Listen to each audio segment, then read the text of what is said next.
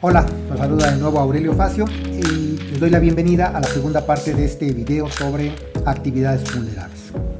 Como habíamos platicado en el video anterior, las personas que no son entidades financieras pero que también realizan actividades vulnerables deben de cumplir con una serie de obligaciones en materia de prevención de lavado de dinero y financiamiento al terrorismo. Estas obligaciones vienen contenidas en la propia ley, en las reglas que emanan de la ley y en el reglamento que emana de la misma ley. Vamos a conocer esas obligaciones. La primera de ellas es el alta y registro en el SAT. Bueno, como todos sabemos, las personas que desarrollamos cualquier actividad tenemos que darnos de alta en el SAT para efectos de temas fiscales, de pago de contribuciones, etc., ¿no? Las personas que realizan actividades vulnerables adicionalmente tienen que darse también de alta como actividad vulnerable en el mismo portal del SAT. Es decir, el portal del SAT tiene un apartado en el que las personas que realizan actividades vulnerables deben de avisarle o notificarle al SAT que también están realizando una actividad vulnerable, ¿no? A partir de ahí inicia el cumplimiento de una serie de obligaciones, ¿no? Por ejemplo, la segunda obligación es la designación de un representante o encargado de cumplimiento. Este encargado o representante de cumplimiento es el equivalente al oficial de cumplimiento que conocemos en las entidades financieras. Es decir, es la persona responsable de dar cumplimiento a todas las obligaciones en materia de prevención del lavado de dinero y financiamiento al terrorismo. Esta notificación o esta designación debemos de informarla al SAT también a través del mismo portal, ¿no? Tercera obligación, identificación de clientes y usuarios. Al igual que las entidades financieras debemos de integrar un expediente de identificación por cada uno de nuestros clientes.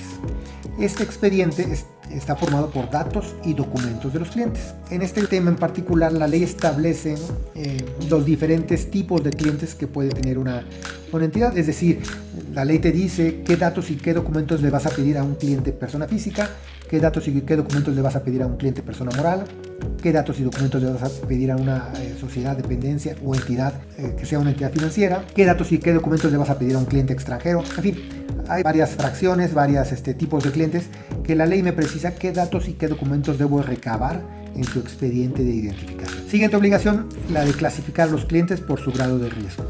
También es una obligación similar a la de las entidades financieras. Consiste en clasificar a los clientes en función del grado de riesgo que representan para la comisión de estos delitos, ¿no? De lavado de dinero o financiamiento al terrorismo. Para esta obligación la ley no me da criterios, no me da parámetros, no me dice cómo voy a hacer esa clasificación. Entonces tengo aquí una libertad, ¿no?, para establecer mis propios criterios. Yo puedo definir mis criterios, establecerlos en mi manual y aplicarlos, obviamente, ¿no? Siguiente obligación número 5, presentar avisos. Las personas que no sean entidades financieras y que realicen alguna actividad vulnerable están obligadas a presentar avisos mensuales al SAT sobre ciertas operaciones.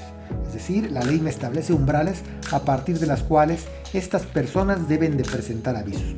Por ejemplo, para el caso de las personas que se dediquen al ofrecimiento habitual o profesional de operaciones de mutuo, de crédito o de préstamo sin ser entidad financiera, deben de presentar avisos en operaciones por una cantidad igual o superior al equivalente a 1.605 UMAS.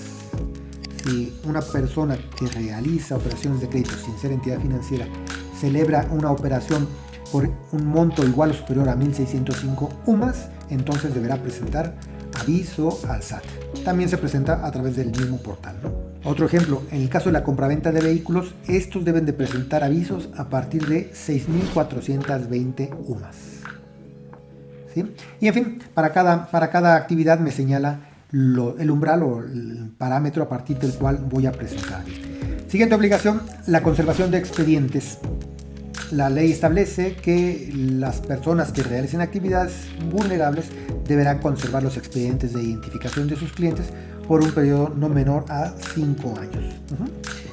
Y siguiente y última obligación, la certificación. De acuerdo con esta ley, el representante o encargado de cumplimiento debe estar certificado en materia de prevención de lavado de dinero.